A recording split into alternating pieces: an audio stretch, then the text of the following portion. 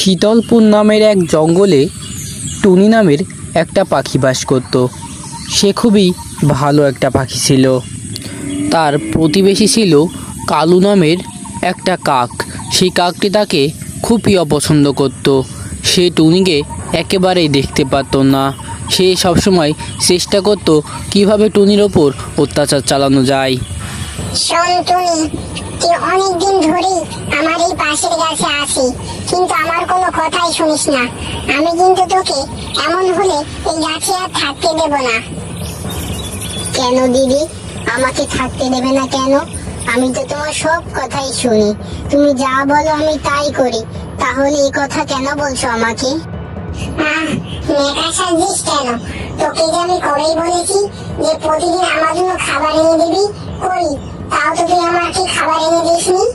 আবার বলছিস তুই আমার সব কথা শুনিস। আমি তোমাকে কিভাবে খাবার এনে দেবো দিদি? এই জঙ্গলে তো খাবারের খুবই সংকট, আমি নিজেই ঠিক মতো খেতে পাই না, তোমাকে কিভাবে খাবার এনে দেবো? কি, তোর এত বড় সাহস? তুই আমার খাবার এনে দিবি না? তাহলে তোকে আমি এই গাছে থাকতেই দেবো না। যা এখান থেকে চলে যা, নয়তো আমার হাতে মরবি তুই। এমন করো না দিদি, তুমি তাড়িয়ে দিলে আমি কোথায় যেয়ে থাকবো? আমি তো এই গাছেই থাকি, আমি তো অন্য জঙ্গলের কোনো গাছ চিনি না, আমাকে তাড়িয়ে দিও না। মনোজা, তুই মরলেই তো আমি বাঁচি, তুই বাঁচলেই কি আমার? যা এখান থেকে চলে যা বলছি, যা। এইসব কথা শুনে টুনি খুবই ভয় পেয়ে যায় এবং সেখান থেকে চলে যায়। এরপর অনেকক্ষণ উড়তে উড়তে সে নতুন একটি জঙ্গলে এসে পৌঁছায়। সে সেই জঙ্গলের কোনো কিছুই ঠিকভাবে চিনতে পারে না। এরপর কান্না করতে করতে সে জঙ্গলের মধ্যে কিছু ফল পড়ে থাকতে দেখে এবং তার অনেক ক্ষুধা লাগায় সে ফলগুলো খেতে থাকে। এরপর টুনি কান্না করতে করতে এক নদীর পাড়ে আসে। নদীর পাড়ে এসে সে আরও জোরে জোরে কান্না শুরু করে দেয়। কিছুক্ষণ পরেই সেখানে হঠাৎ এক পরী চলে আসে এবং সেই পরী টুনিকে জিজ্ঞাসা করে, কি তুমি ছোট্ট পাখি, আর এই নদীর পাড়ে এসে কান্না করছো কেন?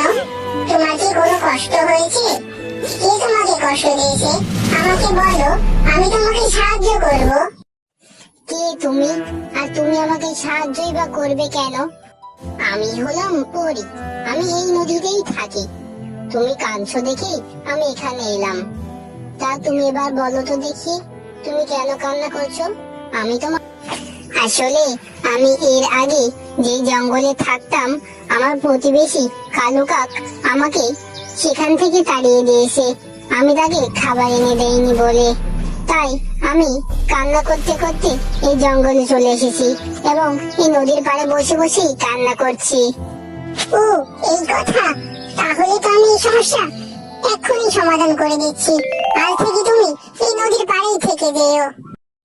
এই নাও, এই সুন্দর আম গাছটিতে তুমি থাকবে, সারাদিন খেলাধুলা করবে এবং এই আম গাছের ফল খেয়ে দিন কাটিয়ে দিবে। তুমি সত্যি বলছো পরী? এখন থেকে আমি এইখানেই থাকবো? হ্যাঁ হ্যাঁ, সত্যি বলছি, এখন থেকে তুমি এই নদীর পাড়েই থাকবে।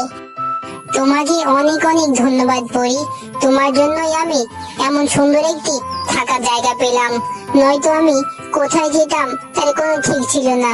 তোমাকে অসংখ্য ধন্যবাদ। ধন্যবাদ দিও না, আমি সবসময় চেষ্টা করি সবাইকে সাহায্য করার, তাই তোমাকেও সাহায্য করলাম। আচ্ছা থাকো, আমি যাই। এরপর থেকে টুনি সারাদিন সেই গাছের নিচেই থাকে এবং সে গাছের ফল খায় এবং সেই গাছের নিচে সারাদিন নাচানাচি করে এবং সুন্দরভাবে সে জীবন পার করতে থাকে। হঠাৎ একদিন টুনির বাসায় সেই কালু কাক আসে। কে রে টুনি, তুই ওই জঙ্গল থেকে চলে এসে এই জঙ্গলে বাসা বেঁধেছিস? কালু কাক, তুমি তুমি আমার এই বাসার খোঁজ কোথা থেকে পেলে? আমি তো এই বাসাতেই এখন থাকি, তুমি তো আমাকে ওই বাসায় থাকতে দাওনি, তাই আমি এখন এখানেই থাকি। তা তোর বাড়িটা তো খুবই সুন্দর দেখছি, আর তোর বাড়িতে তো খুব সুন্দর সুন্দর আমও ধরেছে। আমার তো খুবই ভালো লাগছে তোর বাড়িটা। কিন্তু আমি তো তোমাকে আমার বাসায় দাঁড়াতে দেব না। তুমি এক্ষুনি এখান থেকে চলে যাও। তুমি আমাকে যেমন তাড়িয়ে দিয়েছিলে, আমিও তোমাকে তাড়িয়ে দেব। কি, তোর এত বড় সাহস? তুই আমাকে এখান থেকে তাড়িয়ে দিবি? আমি তোর বাড়ি ঘর, এই পাকা আম সবকিছু নষ্ট করে দেব আমাকে তাড়িয়ে দিলে। কি, তুমি আমার বাড়ি ঘর নষ্ট করে দিবে? দাঁড়াও, আমি এখনই জলপরীকে ডাক দিছি, সে এসে তোমাকে এক্ষুনি শাস্তি দেবে। এরপর টুনি সেই জলপরীকে ডাক দেয় এবং সাথে সাথেই সেই জলপরী সেখানে এসে হাজির হয়। কি হয়েছে টুনি, তুমি আমাকে ডাকছো কেন? দেখো না, সেই কালো কাক এখানেও চলে এসেছে, এসে আমার বাড়ি ঘর ভেঙে দিতে চাচ্ছে। হ্যাঁ, ও ঠিকই বলেছে, আমি ওর বাড়ি ঘর ভেঙে দেব। ও আমাকে এখানে থাকতে দেবে না বলছে। আমি ওর বাড়ি ঘর ভেঙে দেব। তুমি কি করবে? যা করতে পারো তাই করো, আমি এক্ষুনি ওর বাড়ি ঘর ভেঙে দেব। এই কথা শুনে জলপরী কালো কাকের উপর খুবই রেগে যায় এবং সে জাদুর বলে কালো কাকের এক হাতকে অদৃশ্য করে দেয়। এই কি করলে? আমার এই হাতটা কোথায় গেল? তুমি আমার হাতকে অদৃশ্য করে দিলে কেন?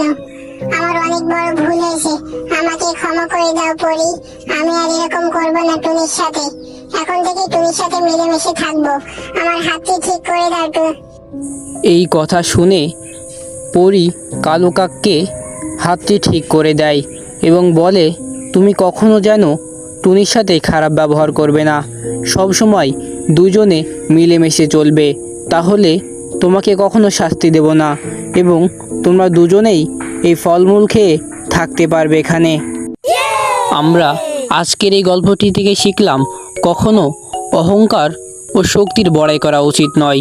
আমাদের উচিত সবসময় একত্রে বসবাস করা এবং সবাইকে সাহায্য করে জীবনযাপন করা।